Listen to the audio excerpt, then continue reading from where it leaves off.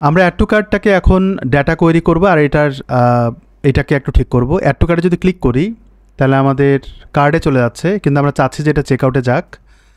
তো চেক আউটে নিয়ে আসার জন্য আপনি খেয়াল করবেন এখানে সেটিংস আছে এবং ব্যাকে গেলে এখানে একটা কার্ডের অপশন থাকার কথা, card, pop up notification, page. আমরা চাচ্ছি যে ডিরেক্ট কার্ডের মানে চেক আউট বা পেজ, কার্ড পেজ বা ড্রয়ার, এটা হচ্ছে অ্যাড টু কার্ডে যখন ক্লিক করলে তখন যে পপ আপ আসে সেটা। কিন্তু আমরা চাচ্ছি যে ডিরেক্ট যেন কালেকশনে যায়, ওইটার স্কোপটা কী, ওইটা আমরা কী করতে পারি ওইটা আমরা একটু পরে দেখছি। আর এইটার কালার কেন চেঞ্জ হচ্ছে না সেটা আমরা একটু গবেষণা করি। তো সর্বপ্রথম আমাদের এখানে এই জায়গাটায় কালার স্কিমে কিছু চেঞ্জেস আনতে হবে। ক্লিক করলাম, এই যে কালারটা সেটা চেঞ্জ করতে হবে আমাদের। এই জায়গায় কিন্তু কালার আছে এটা, তো আমি এটাকে কপি করি, দেন আমরা এইখানটায় কালারটা চেঞ্জ করে দিই, তাহলে আমরা এই কালারটা পাবো। আর কেন জানি এই কালারটা চেঞ্জ হচ্ছে না এটা আমাদের দেখতে হবে, আমরা এটাকে সেভ করি। আর এগুলোকে আমরা মাঝখানে আনবো। আর অ্যাড টু কার্টটাকে আমরা ডায়নামিক করব। ডায়নামিক বলতে কন্টেন্টটাকে ডায়নামিক করব। তো এই জায়গাটায় কিন্তু অলরেডি আমার এই সিটিএ টেক্সটটা আছে, যেটা আমরা পাস করে দিব। এখানে পাস করে দিলাম।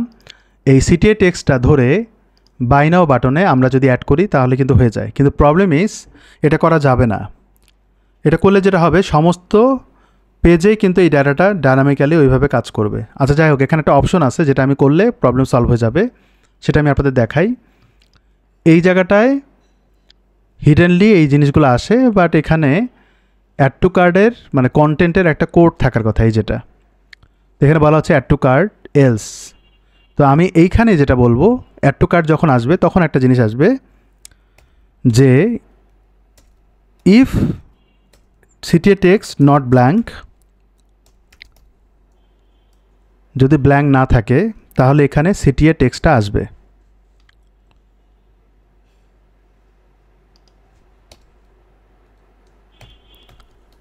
এলস তখন অ্যাড টু কার্ড আসবে। তাহলে জিনিসটা আমি কোনো কিছু নষ্টও করছি না এবং অন্য কোনো পেজেও কোনো প্রবলেম করবে না, আর এখানেও সুন্দরভাবে কাজ করবে। এবার দেখবেন চেঞ্জ হয়ে যাওয়ার কথা, হয়নি? আচ্ছা আমরা এখানে দেখি, কারণ ডেটাটা তো মাত্র দিলাম। এই যে দেখেন চেঞ্জ হয়ে গেছে। এখন কাজ হচ্ছে এটা ডিজাইন। এই ডিজাইনটা স্পেসিফিকলি এই সেকশনের জন্য কাজ করে, এইটা মাথায় রেখে কাজটা করতে হবে। আমি এটাকে ইন্সপেক্ট এলিমেন্ট করি, করার পরে আমরা এখানে যদি দেখি বাটনটা বিশাল বড় এবং প্রোডাক্ট ফ্রম বাটনস, এটাকে ধরেই আমরা এটাকে সিএসএস করব। এটা কোথায় করব? আমাদের এই জায়গাটায় আমরা এখানে করব। আমি এটাকে এখানে কল করলাম, দেন এটা প্যারেন্টে আমরা এটাকে কল করি কাস্টম প্রোডাক্ট, তাহলে আমাদের স্পেসিফাই হবে জিনিসটা। এবং এর ভিতরে কিন্তু বাটন আছে, বাটনটাকে কল করব। যদি আমি এখানে দেখি এই যে বাটনটা, মূলত বাটনেই ডিজাইনটা করতে হবে। তো আমরা এখানে বাটনকে কল করি, কিন্তু কি করব, এখানে 330 দেখাচ্ছে, আমরা এখানে বলবো ম্যাক্স উইথ 333, তাহলে সে ছোট হয়ে যাওয়ার কথা। ওকে, আচ্ছা এখন এটার যে ডিজাইন, অর্থাৎ ভিতরে ডাবল ক্লিক করি, 17 পিক্সেল সেমি বোল্ড। তা আমরা এখানে বলবো ফন্ট সাইজ 70 পিক্সেল এবং ফন্ট ওয়েট সেমি বোল্ড বলেছে, আমি এখানে 600 দেই। যদি বা রিলোড দেই আমরা আউটপুটটা এরকম পাবো। আর সবগুলো ক্যাপিটালাইজ, এখানে অলরেডি ওটা দেওয়া আছে, তো এখানে প্রবলেম হবে না, কিন্তু সে আছে বামে। তো এটাকে আমরা মাঝখানে আনার জন্য যদি এখানে মার্জিন অটো করে দেই, মাঝখানে চলে আসে। ওকে, তার সাথে সাথে এখানে কিন্তু গ্যাপ দিতে হবে উপরের দিকে। আমরা মার্জিন অটো দিলাম, উপরের দিকে গ্যাপ আমরা দিব হচ্ছে 30 পিক্সেল, আর একদম নিচের দিকে আমরা কোনো গ্যাপ দিব না। আচ্ছা এটাকে আমরা কপি করি, এই জায়গাটা পেস্ট করে দিই, ডান। ওকে, আর উপরের দিকে আমরা এটা পাচ্ছি। এখন এই জিনিসটাকে সেন্টারাইজ করতে হবে। আমি এখানে যদি যাই, এই অংশটুকুকে টেক্সট লাইন সেন্টার করে দিলাম। আচ্ছা যদি আমি এখানে দেখি, দেখবেন সে র্যাপড হয়েছে। সাইজের ক্ষেত্রে ঠিক আছে, কিন্তু কালারের ক্ষেত্রে একটু প্রবলেম হচ্ছে আমাদের। তো আমরা কালারটাকে স্পেসিফাই করে দিই, যেহেতু কালারটা পাচ্ছে না কোনো কারণে। আমরা এটাকে ধরবো, ধরার পর এখানে কালার দিয়ে দিলাম, আর উপরেরটারও কালার দিয়ে দিব সেম।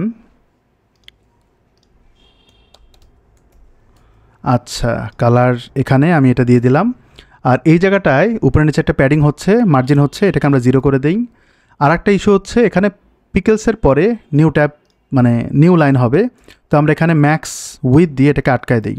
300 পিক্সেল, 400, আচ্ছা আরও বড় হবে 500, আর একটু বড় হবে 55, পারফেক্ট। এখন সে তো কোনায় গেল, আমরা এটাকে এখন ডিসপ্লে ফ্লেক্স করি, তারপর ফ্লেক্স ডিরেকশন দিয়ে দিই, কলাম এবং justify content centre, align item centre, মাঝখানে চলে আসবে। আর নিচের দিকে কিন্তু একটা গ্যাপ হবে বেশ বড়, যাতে এটার উপরে থাকে। তো এটার জন্য আমরা বলবো মার্জিন বটম 50 পিক্সেল, যদি আরও লাগে আরও দেওয়া যাবে, ওকে ফাইন। আর এখানে কোনো গ্যাপ নাই, তারপর আমি এখানে একটা গ্যাপ দিয়ে রাখি 10 পিক্সেল, ওকে ডান।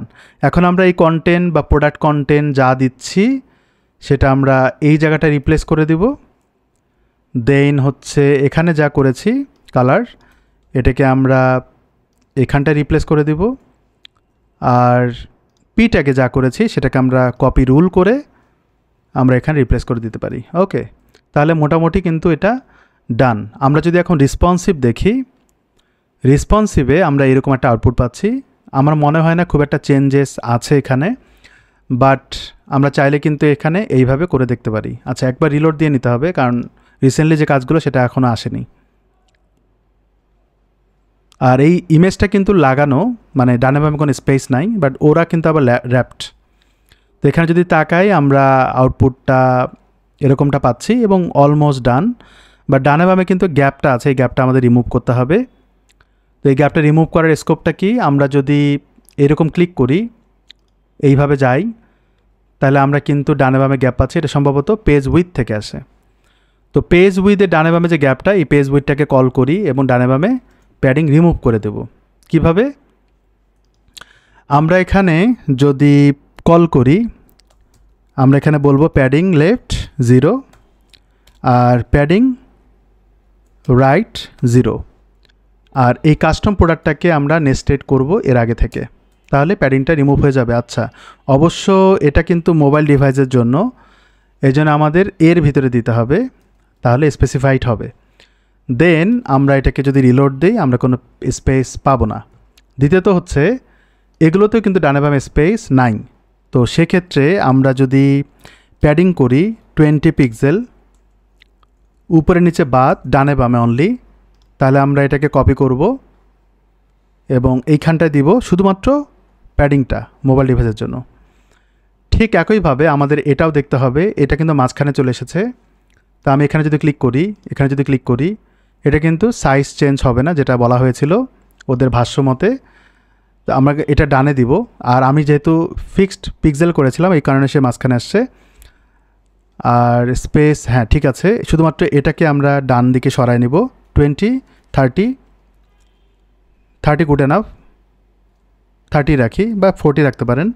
ওকে, তাহলে আমরা এইটুকু কপি করি, করার পর আমরা এই জায়গাটা পেস্ট করি, আমাদের চেঞ্জেসটা শুধুমাত্র রাখবো, বাকিগুলো রিমুভ করে দেব।